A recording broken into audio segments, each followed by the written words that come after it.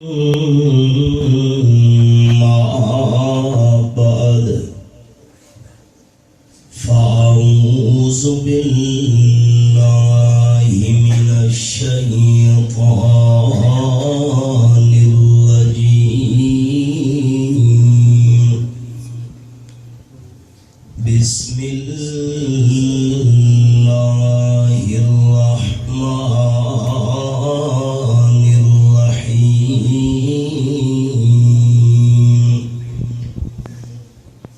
فما لهم لا يؤمنون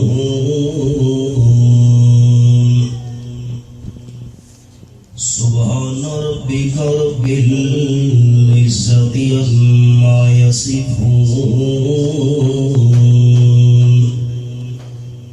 وسلام على المرسلين والحمد لله رب العالمين.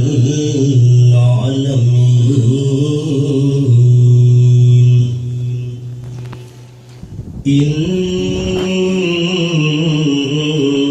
الله وملائكته يصلون على النبي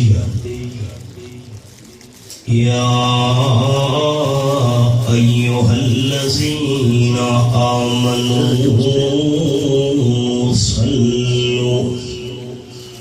صلوا عليه وسلموا تسليما.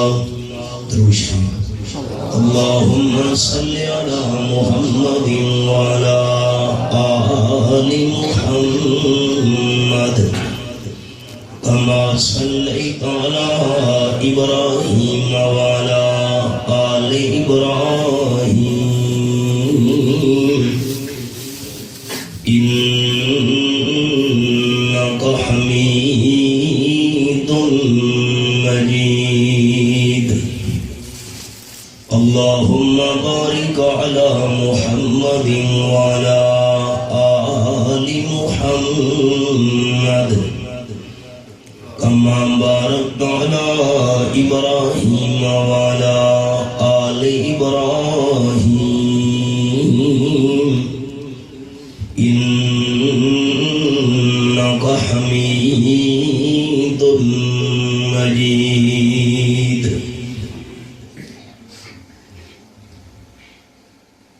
قابل عزت و احترام ذی قدر علماء کرام، ذی وقار سامعین، بزرگوں، بھائیوں، دوستوں، عزیز ساتھیوں، جیسا کہ آپ احباب سماعت فرما چکے ہیں کہ 20 سال کی طویل مدت کے بعد پھر اللہ کریم نے عام دوستوں کی خدمت میں دین کی چند باتیں بیان کرنے کی نسبت سے حاضر ہونے کی توفیق عطا فرمائی ہے. الحمدللہ. پچھلے سال سلہڑ میں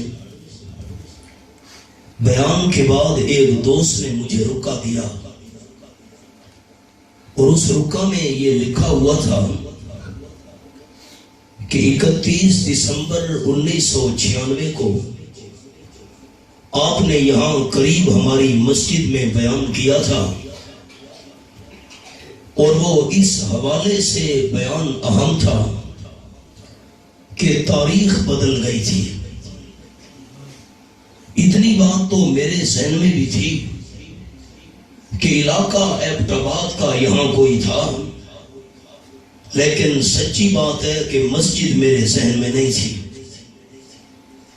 کہاں ایران کا علاقہ تفتان اور دال بدین، اور کہاں کراچی سے لے کر گلگت اور سیال کوٹ سے لے کر خیبر، پھر بیرون ملک.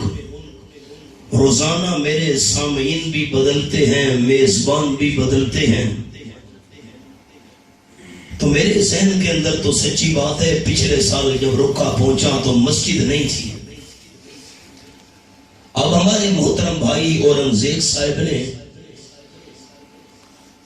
انتہائی محبت اور پیار کے ساتھ اور ان کے رفقا نے بڑے خلوص کے ساتھ مجھے دعوت دی کہ دوبارہ 31 دسمبر آ رہی ہے اور 2016، تو ہمارے احباب کی یہ خواہش ہے کہ دوبارہ اسی تاریخ کو بیان ہونا چاہیے۔ تو ایک جملہ تو 20 سال پہلے والا میرے ذہن میں ہے کہ جب تاریخ تبدیل ہوئی تھی تو میں نے دوستوں کو کہا تھا بیان کے دوران کہ امیر شریعت سید عطا اللہ شاہ صاحب بخاری رحمت اللہ علیہ جب بیان فرمایا کرتے تھے تو عشاء کے بعد بیان شروع کرتے تھے تو صبح کی اذان ہو جاتی تھی، دن تبدیل ہو جایا کرتا تھا۔ کہاں شاہ جی اور کہاں ہم جیسے نالائق لوگ، کجا ذرہ کجا آفتاب۔ لیکن میں نے بطور مذاق دوستوں کو یہ عرض کیا تھا کہ ایک تاریخ تو میری بھی بن گئی ہے کہ 1996 میں بیان شروع ہوا اور 1997 تک جاری رہا، لیکن سچی بات ہے اب وہ تاریخ دہرانے کی میرے اندر سکت نہیں۔ میں تو مایوس ہو چکا تھا کہ شاید میں حاضر نہ ہو سکوں۔ 4.5 گھنٹے ہمارا جہاز لیٹ ہو گیا سکھر سے۔ میں کراچی، حیدرآباد، بلوچستان اور سندھ کے بیانات سے آج واپس آ رہا تھا۔ بس آپ دوستوں کا خلوص ہے بھائی اورنگزیب صاحب، یہ ان کی محبت اور رفقا کا پیار کہ ہم 6:30 بجے اسلام آباد پہنچے، پھر کوشش کی، اللہ کریم نے اپنی رحمت سے پہنچا دیا۔ ہم کچھ نہیں، سب کچھ کرنے والا میرا اللہ ہی ہے۔ 20 سال گزرتے پتہ ہی نہیں چلا، صبح ہوتی ہے شام ہوتی ہے، زندگی یوں ہی تمام ہوتی ہے۔ اجالے اپنی یادوں کے ہمارے ساتھ رہنے دو، نہ جانے کس گلی میں زندگی کی شام ہو جائے۔ سبحان اللہ۔ 20 سال کا اتنا طویل عرصہ ایسے معلوم ہو رہا ہے جیسے ایک لمحہ گزرا ہو۔ الذمۃ علی من رواہ، کتابوں میں لکھا ہے کہ حضرت نوح علیہ السلام کا عرصہ تبلیغ یہ تو قرآن مجید میں ہے 950 سال، اور عمر تو اللہ ہی بہتر جانتا ہے حضرت نوح علیہ السلام کی کتنی تھی، 1400 سال، 1700 سال۔ کتابوں میں مختلف روایات ہیں۔ وفات کے وقت ملک الموت، جسے عوام اسرائیل کے نام سے یاد کرتی ہے، اس نے حضرت نوح علیہ السلام سے سوال کیا، حضرت اتنی طویل عمر آپ نے زندگی کو کیسے پایا؟ تو حضرت نوح علیہ السلام کا جواب یہ تھا، زندگی ایسے جلدی گزری، معلوم ہوتا ہے ایک دروازے سے داخل ہوا ہوں اور دوسرے سے نکل چکا ہوں۔ دعا کرو کہ اللہ کریم ہم تمام احباب کی یہاں اپنے گھر میں حاضری، مل بیٹھ کر بیان کرنا سننا قبول فرما کر ہم سب کی بخشش اور نجات کا ذریعہ بنائے۔ آمین۔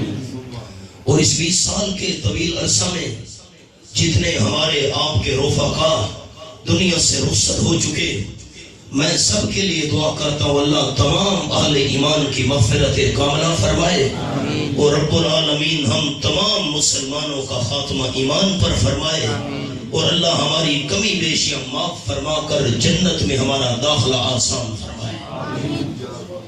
3 باتیں میں نے عرض کرنی ہیں۔ سیرت طیبہ کا مقدس عنوان ہے۔ ایک مرتبہ تاجدار دو عالم صلی اللہ علیہ وسلم نے وضو کیا۔ آپ کے وضو کا پانی جب زمین پر گرنے لگا تو صحابہ کرام نے وہ پانی زمین پر نہیں گرنے دیا، آپ کا استعمال شدہ پانی ہاتھوں میں لے کر صحابہ کرام نے اپنے جسموں پر ملنا شروع کر دیا۔ اور یہ کوئی پانی معمولی ہے؟ رب کعبہ کی قسم، ساری انسان جتنے بھی کائنات کے ہیں، تمام انسانوں کے جسموں سے لگنے والا پانی ایک طرف جمع کر دیا جائے، رحمت کائنات صلی اللہ علیہ وسلم کے وجود مبارک سے لگنے والے پانی کے ایک قطرے کی شان کا مقابلہ ساری کائنات کے انسانوں کے وجود والے پانی نہیں کر سکتے۔ الفاظ حدیث پاک میں یہ ہیں، عن عبد الرحمن رضی اللہ تعالی عنہ ان النبی صلی اللہ علیہ وسلم توضأ یوما فجعل اصحابه يتمسحون بوضوئه۔ آمنہ گلال صلی اللہ علیہ وسلم کے صحابی حضرت عبد الرحمن رضی اللہ تعالیٰ عنہ کرتے ہیں، آپ صلی اللہ علیہ وسلم نے ایک دن وضو کیا، آپ صلی اللہ علیہ وسلم کے وضو والا پانی جسم مبارک سے لگنے کے بعد جب زمین پہ گرنے لگا، صحابہ کرام نے وہ پانی زمین پہ نہیں گرنے دیا، آپ صلی اللہ علیہ وسلم کے پانی کو ہاتھوں میں لے کر اپنے جسم پہ ملنا شروع کر دیا۔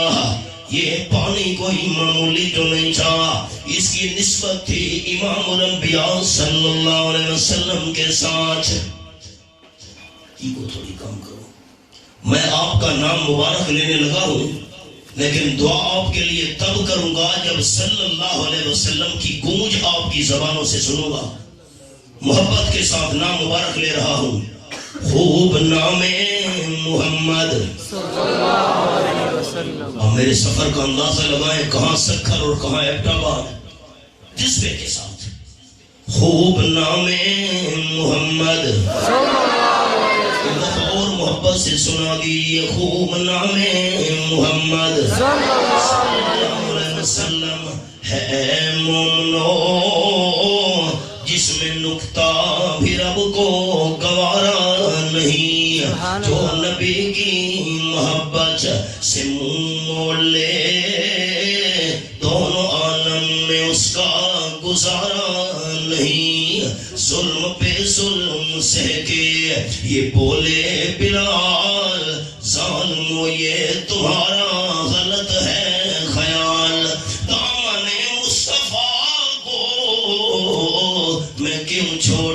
دوں، اتنا کمزور ایمان ہمارا نہیں، نسبت مصطفیٰ بھی آپ صلی اللہ علیہ وسلم سے پانی کی نسبت مصطفیٰ بھی بڑی چیز ہے، جس کو نسبت نہیں اس کی بخشش نہیں، خود خدا نے نبی کو یہ فرما دیا، خود خدا نے نبی کو یہ فرما دیا، جو تمہارا نہیں وہ ہمارا نہیں۔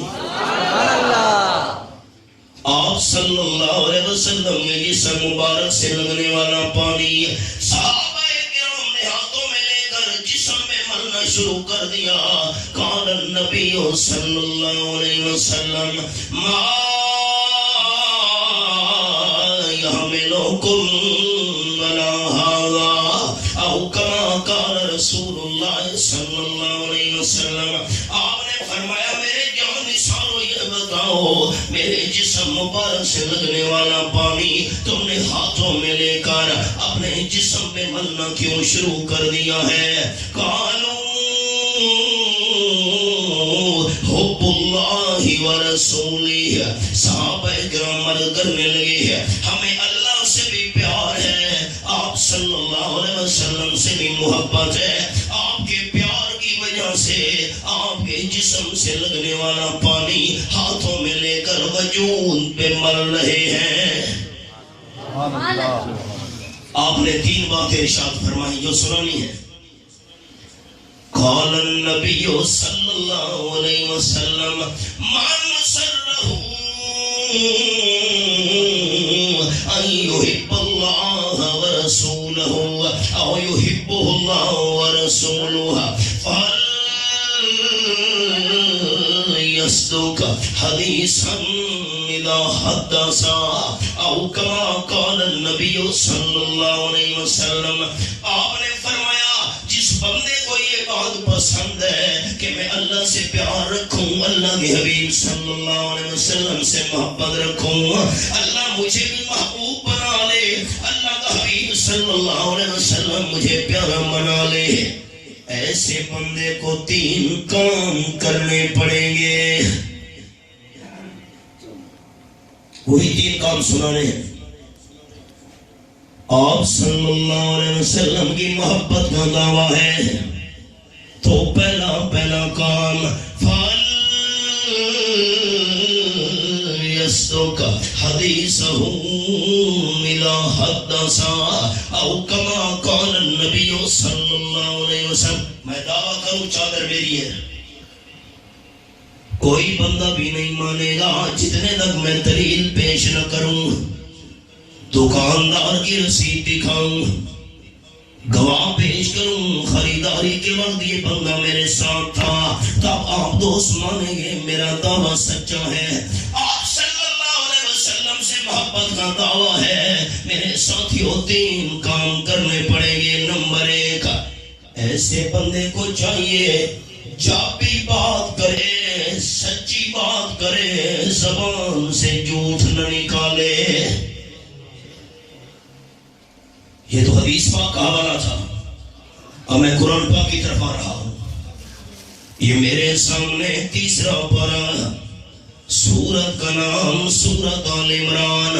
یہ میں نے سورت آل عمران کھولی ہوئی ہے, آیت نمبر 17 میرے سامنے ہے. اللہ نے جنتیوں کی نشانیاں بیان کی ہیں سورت آل عمران میں. اس مقام پر جنتی کون ہے؟ فرمایا والصادقین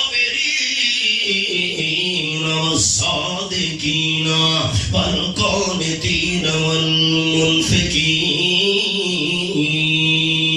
والمستغفرین بالاسحار. آیت نمبر 17 سورۃ آل عمران 3 پارہ. جنتی کون ہے؟ صبر کرنے والے, ماتم کرنے والے نہ, گریبان پھاڑنے والے نہ, بال نوچنے والے نہ, جزا فضا کرنے والے نہ. جنتیوں کی اس مقام پر پہلی علامت صبر کرنے والے. دوسری علامت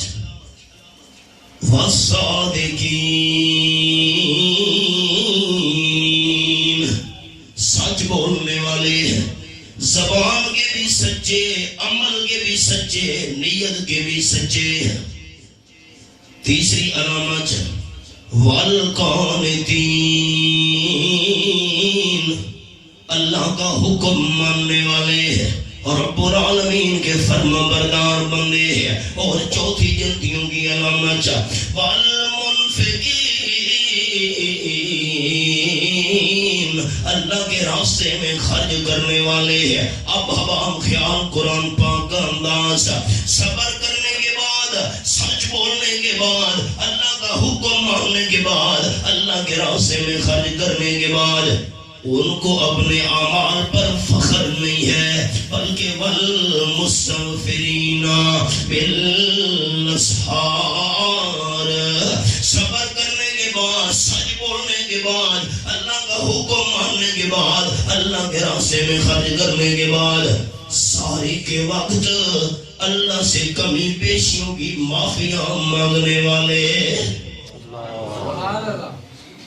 یاد رکھیے گا, کام آکڑ سے نہیں بنتا میرے حباب, کام آئسی سے بنتا ہے. اپنے دور کے اندر پنجاب کے ولیوں کے سردار حضرت سلطان العارفین باہو سلطان رحمت اللہ علیہ فرما گئے, فرمانے نام سیر نہ پاچھٹا کی تے نہ پوری سر ساہی ہوں. سر سائی ہوتی ہے چھٹاؤں کا بھی چوتھا حصہ. فرمانے نام سیر نہ پاچھٹا کی تے نہ پوری سر ساہی ہوں. نہ میں تولا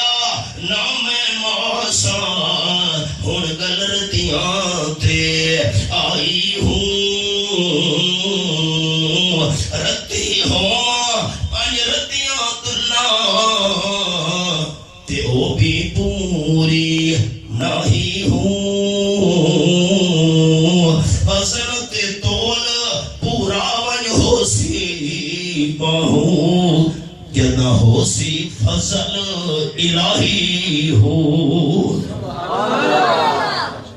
کام آکڑ سے نہیں بنتا، کام آئسی سے بنتا ہے، انکساری سے بنتا ہے. سارے نیک اعمال کرنے کے بعد سحری کے وقت اللہ سے کمی بیشی کی معافیاں مانگنے والے. سنانا یہ چاہتا تھا جنتیوں کی علامات میں سے ایک بہت بڑی علامت اللہ نے بیان کی ہے، سچ بولنے والے. آپ صلی اللہ علیہ وسلم نے بھی یہی فرمایا، میرے ساتھ پیار کرنے کا دعویٰ ہے تو پہلی دلیل یہ پیش کرنی پڑے گی، فَلْيَصْدُقْ حَدِيثَهُ إِذَا حَدَّثَ.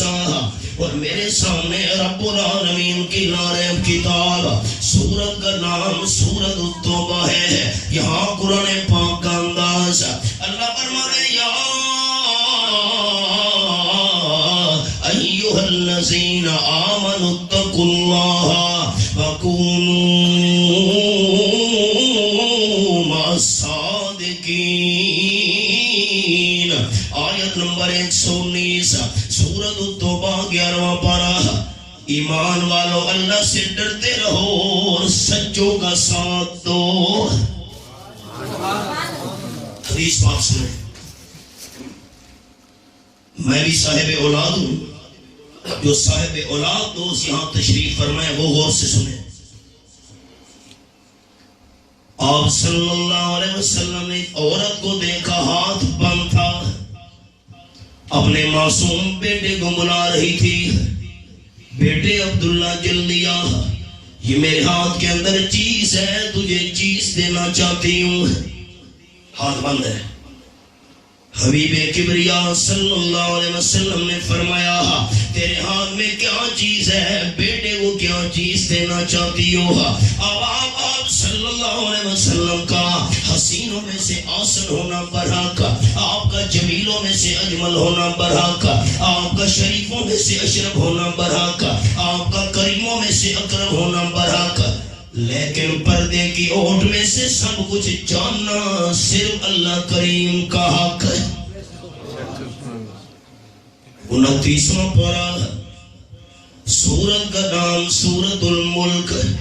یہ میرے سامنے 29واں پارہ کھلا ہوا ہے. یہاں قرآن پاک کا انداز، یہ آیت نمبر 13 اور 14 میں نے انگلی رکھی ہوئی ہے. فرمایا وَسِرُّوا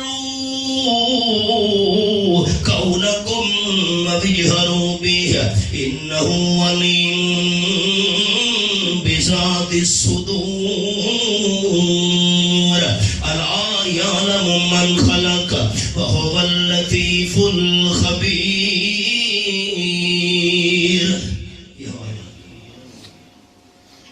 اونچی آواز میں بات کرو پھر بھی اللہ جانتا ہے، ایسا آواز میں گفتگو کرو پھر بھی اللہ جانتا ہے. اونچی اور آہستہ آواز کو کیسے نہیں جانتا؟ رب العالمین تو دل کے ارادے اور نیتیں بھی جانتا ہے. الا یعلم من خلق وهو اللطیف الخبیر. پیدا کرنے والا اللہ ہے تو ہر چیز کا علم رکھنے والا بھی صرف اللہ ہے.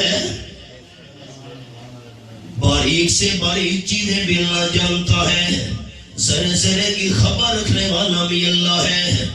اللہ کا نام جو دوست اونچا لے گا میں دعا کروں گا اللہ اسے دنیا آخرت کی بھلائیوں سے مالا مال کر دے. ذرے ذرے کا علم رکھنے والا صرف کون ہے؟ اللہ. اونچا نام لے گا اس کے لیے دعا ہے. ہر ایک چیز کا علم رکھنے والا صرف کون ہے؟ اللہ. ہاتھ میں کیا چیز ہے؟ کیا چیز دینا چاہتی ہو؟ اس عورت نے ہاتھ کھولا، ہتھیلی پہ کھجور کا دانہ رکھا ہوا تھا.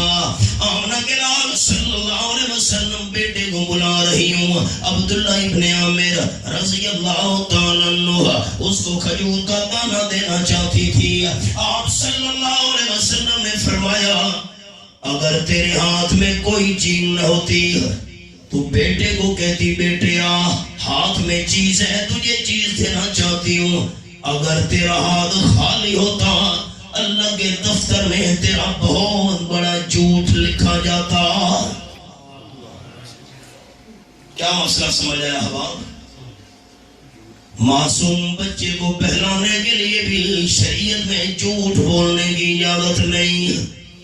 آپ سے پیار کا دعویٰ ہے تو سچ بولنا پڑے گا. معاف کرنا، ہمارے دکاندار دوست کہتے ہیں حضرت ہم جھوٹ نہ بولے تو سودا نہیں بکتا. چپ کر گئے ہو، نہیں کہہ دے. بالکل جی صحیح ہے. حضرت ہم جھوٹی قسم نہ اٹھائیں تو خریدار کو اعتبار نہیں آتا. مجبوری ہے نا جی، اللہ کے ہاں یہ مجبوریاں نہیں چلیں گی. بخاری شریف کے اندر لفظ ہے کتنی بڑی مجبوری پیش آ گئی ہے. حضرت صدیق اکبر رضی اللہ تعالیٰ عنہ امام المرسلین صلی اللہ علیہ وسلم کے ساتھ ہجرت کے سفر میں جا رہے تھے. چلتے چلتے راستے میں ایک بندے سے ملاقات ہو گئی جو حضرت ابو بکر صدیق رضی اللہ تعالیٰ کو جانتا تھا. خیریت، آپ ٹھیک ہیں، خوش ہیں؟ جیسے ہمارا رواج ہے ہم خیریت پوچھتے ہیں. حضرت صدیق اکبر رضی اللہ تعالیٰ عنہ نے بھی خیریت پوچھی، حالات پوچھا. اب وہ بندہ کہنے لگا حضرت صدیق اکبر رضی اللہ تعالیٰ عنہ مما کا یہ بتائیے آپ کے ساتھ والی شخصیت کون ہے؟ راستہ آؤٹ کرنا نہیں. دشمنوں نے 100 اونٹوں کے انعام کا اعلان کیا ہوا تھا. اب مجبوری بن گئی، جھوٹ بھی نہیں بولنا. بندہ بھی سوال کر رہا ہے ساتھ کون ہے؟ حضرت صدیق اکبر رضی اللہ تعالیٰ عنہ نے اس مجبوری کے عالم میں بھی جھوٹ نہیں بولا. فرمانے لگے مجھ سے پوچھتے ہو ساتھ والا بندہ کون ہے؟